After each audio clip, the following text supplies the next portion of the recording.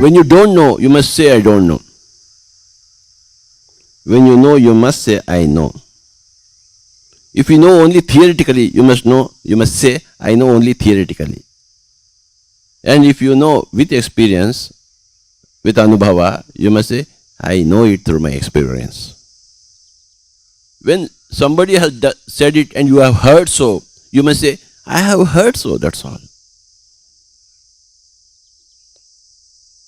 It's not easy to speak.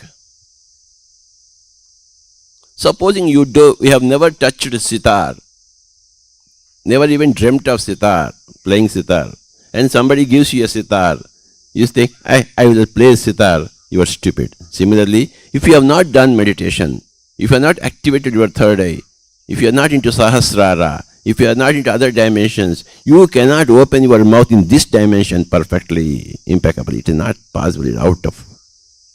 Only a Buddha, the perfect enlightened one, can speak perfectly.